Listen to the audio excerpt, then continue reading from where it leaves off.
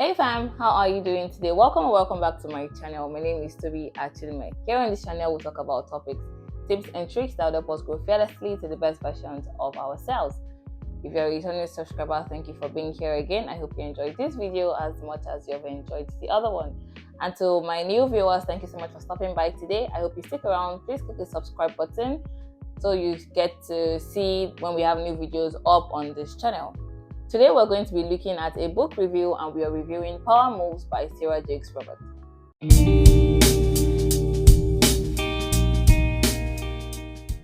So the title Power Moves, initially when I came across it, I thought it meant something completely different from what it actually meant. So my first initial thought about this was that it meant that you're making power moves.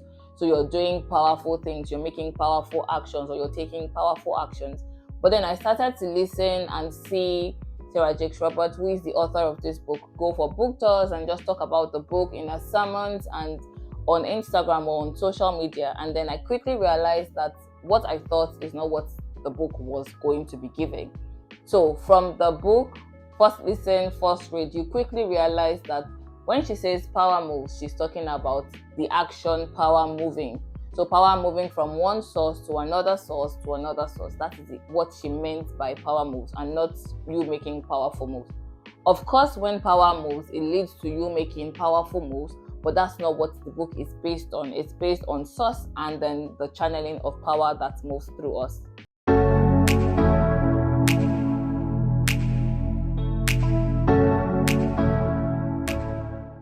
Speaking of the author, the book is authored, like I said earlier, by Sarah Jakes Roberts. So if you do not know who Sarah Jakes Roberts is, where have you been? I talk about her a lot on this channel, but for the benefit of those that haven't heard of her, I'm going to give a brief background story or introduction of who she is. So she is a pastor. She pastors alongside her husband, Pastor Terry Roberts, or 1LA, the Potter's House in LA. She pastors there with her husband. She's also the daughter of Bishop T.D. Jakes. And she is the convener of Woman Evolve. Woman Evolve is a movement that she leads and is committed to erasing limits and challenging the norms of what it means to be a modern woman of faith. So she bases this whole movement on Eve being the woman who knew what she was supposed to do but didn't do what she was supposed to do. And that movement has gone far and wide and has reached so many people and helped a lot of women to even build their faith on God even today.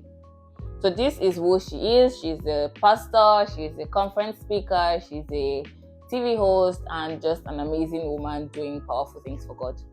Okay, so let's go back into the book. When we talk about it, it expands on the movement of power from the source being God, because God is our source for everything. So it talks about the movement of power from God, the source, to where it is needed. So we need to then see that when power is moving from God, God is channeling its power to you for him to do what he needs to do in the space that you're in.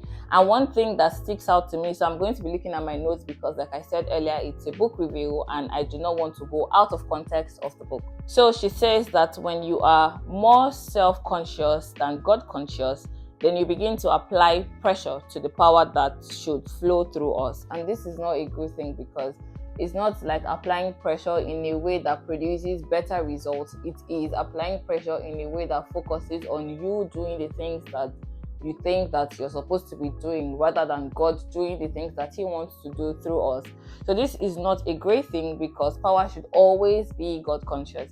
So just by this side, I listened to this book on Affirm. Affirm is a book application where you can read or listen to books, spiritual books, motivational books, personal development, and even novels. So if you're interested in listening or reading books like this, use the link in the description bar so that you can get to listen or read these books for free for the next 2 months, and then decide if it's an application that you would like to be interested in or keep on your phone. So let's look at some of the lessons that I got from this book, Power Moves. Number one is that you will not always feel powerful, especially with things that you expect should make you feel powerful. But this doesn't mean that you're powerless. It just means that sometimes your powerfulness is seen from a place of rest. There's a kind of rest that the Bible describes that you're coming out from. Where you're coming out from this place of rest, you're coming out stronger and you're coming out better refreshed, because you're coming out from a place of relying totally on God to do the things that you need to do when you come out of rest, right? So being powerful does not mean that you feel powerful all the time. Sometimes you're going to feel like you're the weakest person in the room or on the planet. It doesn't mean that you are the weakest person. It just means that you need to be at a place of rest for you to feel the power that is flowing through you. And when you're coming from this place of rest that you then start to operate in, you're operating from a place of total surrender and dependence on God rather than from a place of hustle and bustle. Number 2 is that it's not enough for you to receive power if you cannot retain power.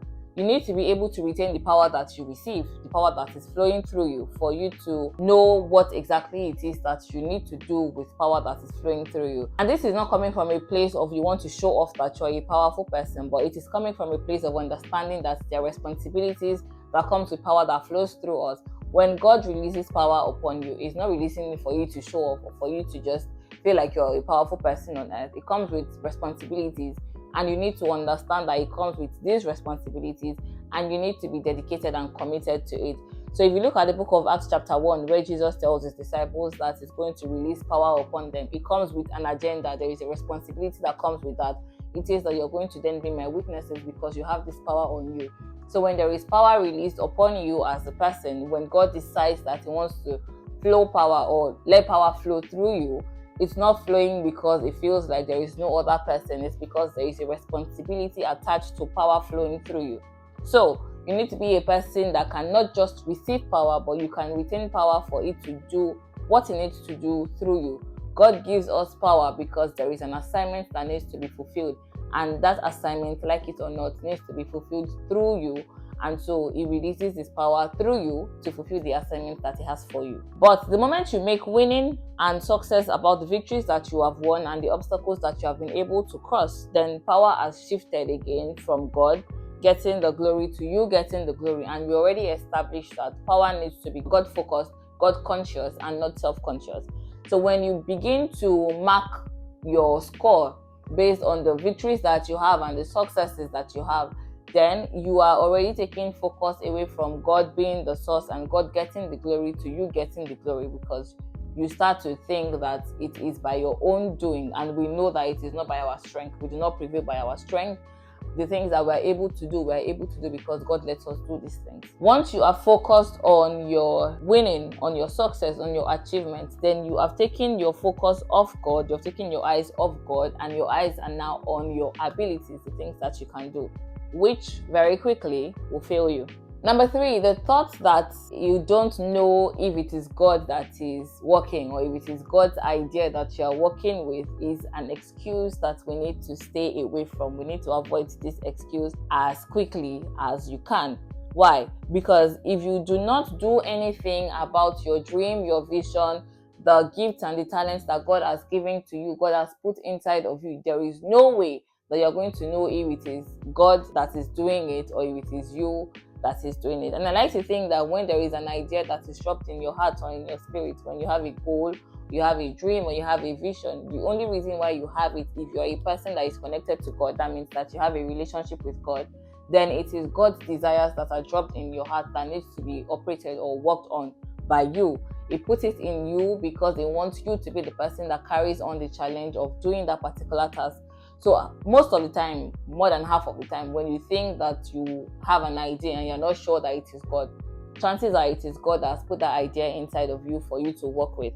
I stumbled on a Jackie Hill Perry quote some time ago, I think a long time ago. I'm going to read it because, again, I don't want to read off point.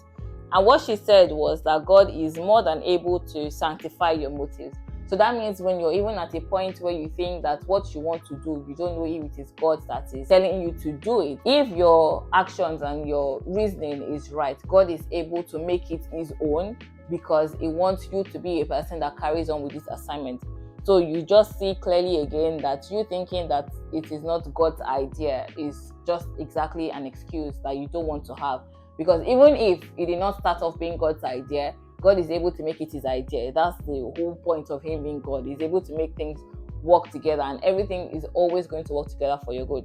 So it's just an excuse that you need to stay away from, and she tells us to stay away from it.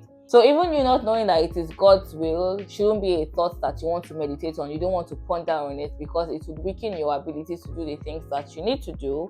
But what you need to do is to start the work, and then God is able to correct your heart, is able to correct whatever needs to be corrected about your notion of the idea that He has put inside you, and then let the power that is flowing through you manifest in the actions that you then need to take, again, to His glory. Number 4 is that temptation is also powerful. A lot of times, one of the mistakes that Christians make is that you think that because you have God, the Spirit of God in the inside of you, what is temptation? The Bible tells us that Jesus was tempted. So if Jesus was tempted, how much more you?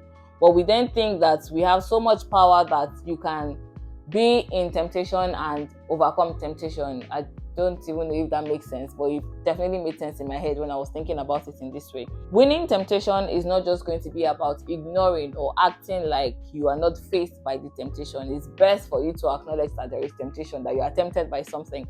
It's best for you to acknowledge that that is what it is, because if you ignore it, what's going to happen to you is that you're going to fall like a mango tree. Yes, you're going to just fall into the temptation and have a very well made bed for you inside temptation. So temptation has power, and so for you to overcome it, you need to introduce a greater power to it. And this is in exactly Sarah Jakes Roberts' words. She says that you need to introduce a greater power into the mix and then walk away. So she's not telling you that when you introduce the greater power, which is God, into the mix, you still stay in it and expect that because God is now in the temptation with you, you're going to be able to see temptation and not fall for it. You need to walk away from it. So if you are being a person that is prone to being angry all the time, and you know that you don't want to be that, and you're in a position where you just know that if you stay here longer than an extra minute, you are going to get into the phase that you do not want to be. It's not for you to now say, invite God into the mix and then stay there for them to continue to push your buttons. You need to introduce the greater power into the mix and then walk away from the situation. There is a reason why the Bible tells us to flee from temptation. It's because temptation is also powerful. Not as powerful as God, but definitely more powerful than you are. So you need to walk away from it so that you do not fall into temptation and then have regrets about being in this situation in the first place. So that you are weak in it does not mean that you are powerless. Again, we have established that you not feeling like you are powerful does not mean that you are powerful. What you just need to do is that you need to press into God's power and His ability that is already made available to you. He says that His power is made available to us. So you just need to press into the power that is made available to you. Number 5, power needs accountability. I'm certain that you have seen it so many times that when there is a person in a position of power, they are very easily prone to abusing power. So if there is no accountability with power, then you're opening it up to abuse. You can easily abuse the power that you have been made available to. And so this is why you need to have accountability with yourself and the power that is flowing through you. Do not think that because you have been exposed to the power that God has for you, or God has introduced you to, or God has led to flow through you, do not then think that you can abuse it by using it for your own good or to your own advantage or anything. You need to make sure that you are accountable to someone. You are accountable to God. You are accountable to a spiritual mentor. You are accountable to people that can put you in the right order. So once your head starts to turn, for lack of better word, they're able to call you back to reason and to make you understand that what you're about to do is an abuse of power. You need to be accountable. Christ was accountable to God. He had disciples around him that were able to call him and talk, and they were able to have conversations about different things. You need to have people that you are accountable to so that you do not begin to abuse the power that is supposed to be used for good. One of the quotes that also stuck to me in the book, which is not in my notes but is in my head, is that she says, if hot people can hurt people, then powerful people can empower people. So that means that if you're a powerful person, you should be able to step into rooms where you have people that are not as powerful and they feel empowered because you're in the room. So that's something that you also need to take note of.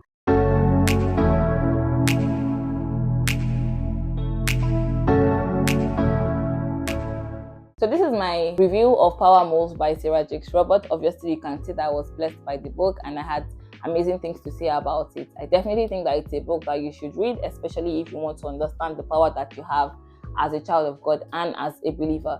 Again, the book is available on Everand. It's also available on Amazon. I'm going to have links in the description bar that makes it easy for you to have access to this book. Please let me know in the comment section if you have read the book or listened to the book. If you have comments that you would like us to see, please leave in the comment section. Do not forget to share with your friends and family, and give it a thumbs up if you liked it. Thank you so much for subscribing and for watching this video. I'll see you guys in the next one. Till next time, bye.